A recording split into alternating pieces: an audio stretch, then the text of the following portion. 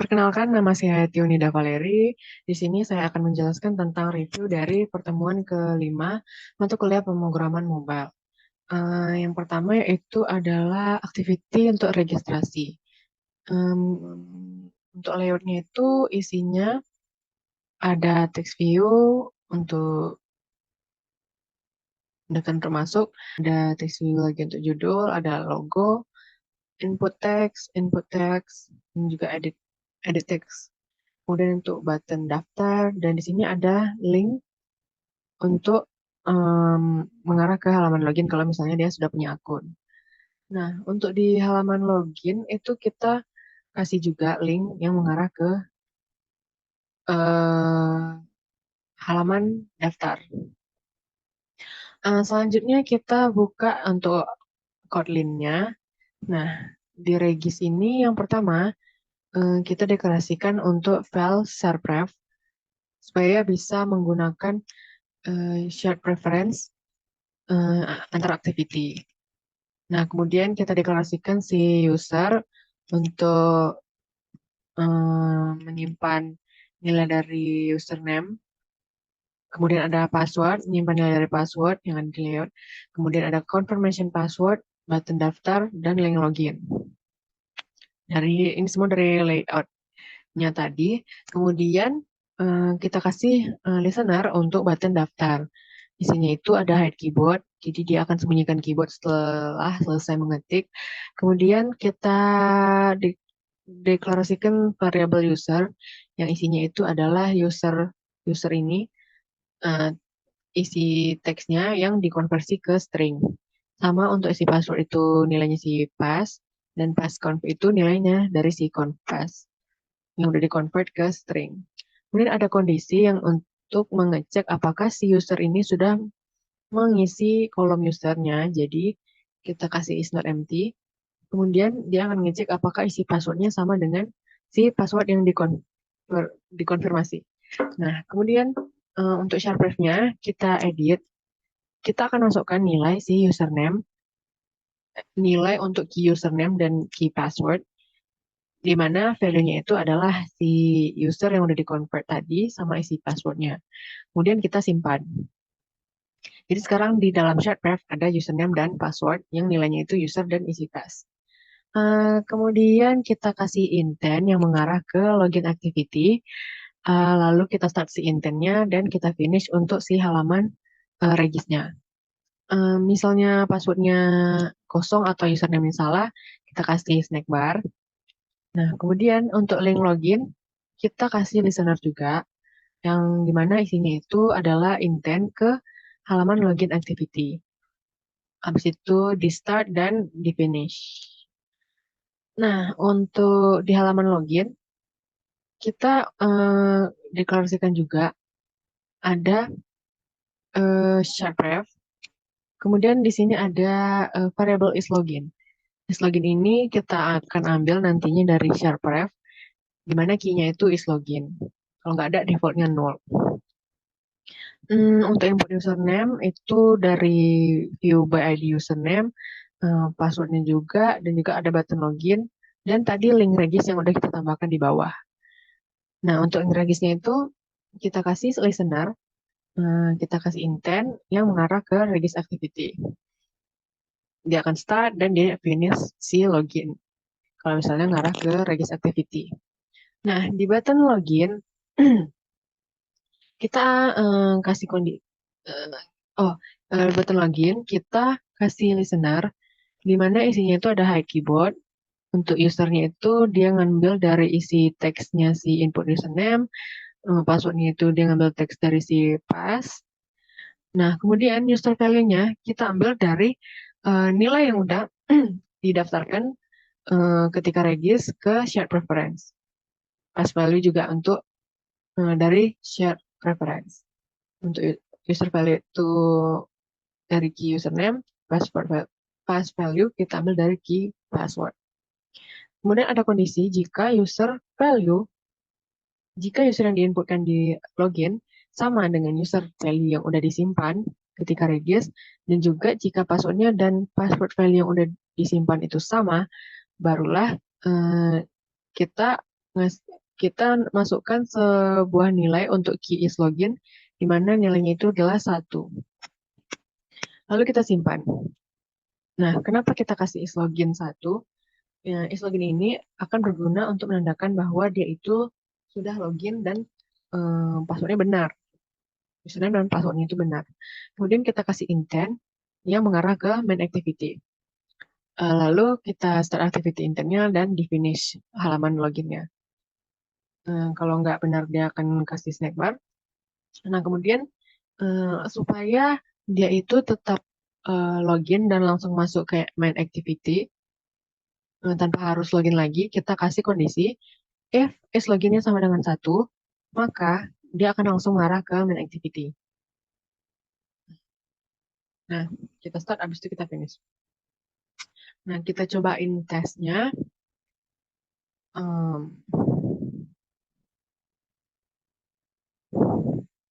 Nah, kalau misalnya kita langsung login, harusnya nggak bisa ya. Nggak bisa, karena kita belum daftar. Nah, misalnya kita daftar di sini untuk 1, 2, 3.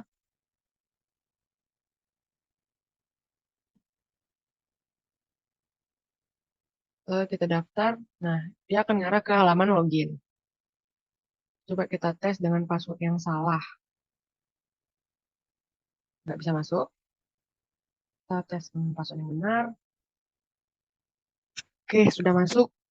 Jadi seperti itu. Kalau misalnya kita keluar dari aplikasi, nah,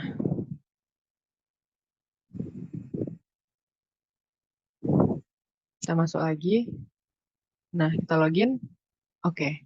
Selagi kita belum logout, maka kita langsung diarahkan, kita bisa masuk ke main activity. Lanjut, kita akan membuat button logout. Caranya kita pergi ke di sini kita taruh button logoutnya terserah di mana. Di sini saya bikinnya di main activity. Nah, di main activity kita buat sebuah button. Kita deklarasikan dulu di atas. Sini button logout yang ngambil view dengan ID si button logout. Lalu kita kasih listenernya. Nih. Nah, nanti ketika kita tekan button logout, dia itu akan muncul alert seperti ini. Biasanya kayak gini. Nah, caranya itu ada kita kasih alert dialog di build, lalu kita bikin title-nya, kita bikin message-nya, dan juga kalau misalnya logout itu, kita akan menghapus semua nilai yang udah ada di share preference. Di sini kita masukkan di dialog interface pada positive button. Jadi jika dia tekan tombol iya, maka dia akan ngedit si file editor, dia akan ngedit si share pref, lalu dia akan clear semua nilainya dengan function clear, lalu dia save untuk perubahannya. Nah, kemudian dia akan mengarahkan ke login activity. Lalu setelah itu kita gunakan flag-nya si intent, dia akan memulai activity baru, memulai tes baru. Tes baru ini maksudnya itu dia akan mengulang lagi dari awal buka activity langsung ke login. Dan di sini dia clear test, berarti dia hapus semua tes yang udah dikerjakan di aplikasi ini. Baru kita start activity internnya, lalu kita finish. Untuk di negative buttonnya kita kosongkan saja, dan alert dialognya kita show. Nah, kita cobain. Nah, ketika logout, apakah yakin ini keluar? Iya. Nah, harusnya kalau kita login lagi, nggak bisa. Ya, nggak bisa. Dan kita harus daftar lagi. Oke.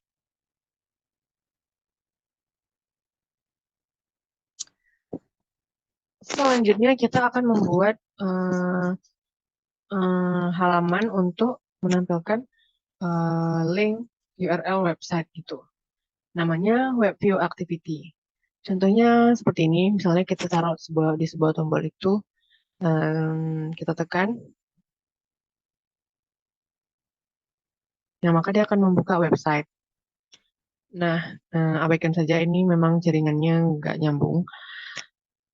Contohnya seperti ini ada toolbar-nya dan ini juga ada halaman websitenya. Nah, caranya itu kita pertama pergi ke second activity, ini namanya second activity. Nah, kita kasih tombol baru, di sini namanya button yang menuju web view. Kita kasih ID button web view, kasih warna, kasih teksnya, dan kasih font-fontnya. Lalu kita bikin untuk ngarahin ke web view activity-nya, kita deklarasikan si button web view, kemudian kita kasih listener, dan kita beri intent yang mengarah ke web view activity. Di start lah activity itu. Kita nggak kasih finish supaya dia bisa tetap kembali ke activity-nya ketika kita tekan tombol back. Nah, selanjutnya kita buat layout uh, web activity. Nah, di dalam layout ini isinya sedikit aja. Cuman ada toolbar dan juga web view. Web view ini kita drag and drop saja dari sini. Toolbar ini kita bisa pakai Android X.app-compat-widget toolbar. Nah, setelah itu kita kasih width-nya itu match parent untuk si toolbar supaya dia mengikuti lebar dari layar HP-nya. Kemudian height-nya itu kasih 70 dp saja dan dikasih warna. Untuk web view kita kasih ID web view dan lebarnya juga match parent. Di sini height-nya kita kosongkan saja. Dan di kode Kotlin-nya kita deklarasikan variabel global untuk web view dan toolbar. Kenapa global? Karena biar bisa diakses di semua function. Terus late init ini untuk supaya dia nggak mesti dideklarasikan nilainya secara langsung ketika deklarasi awal. Jadi kita bisa inisialisasi nilainya belakangan. Kemudian kita deklarasikan si toolbar, yaitu dari layoutnya si web activity tadi, ID-nya toolbar. Kita bikin title-nya seperti ini. Lalu kita set support action bar. Action bar itu untuk mengaktifkan tombol-tombol yang bisa kita gunakan untuk kembali ke halaman sebelumnya. Bisa contohnya di sini ada up button sama home button. Biasanya yang show home ini dia itu tombol yang garis-garis 3 gitu. Kalau ini untuk tombol up gitu, kembali ke atas. Habis itu kita deklarasikan si web view dari layout si web activity tadi. Kemudian kita aktifkan si JavaScript-nya terus supaya kita bisa nge-load si URL-nya. Lalu kita masukkan path dari URL-nya. Kemudian kita pakai function web view client supaya bisa mengakses link URL-nya. Nah, kemudian ada juga function on option item selected. Ini untuk button-button tadi. Dia akan ngarahin ke rumah, kembali ke beranda mungkin. Kemudian kita finish si web activity-nya. Kalau misalnya kita tekan on back, press, dia akan eh, jika dia bisa kembali maka dia akan kembali. Lalu super on back press, dia akan kembali lah. Kita coba. Tadi udah ya. Nah, intinya begitu deh. Oke, sekian yang dapat saya sampaikan. Mohon maaf apabila ada kekurangan. Saya tutup. Sekian, terima kasih.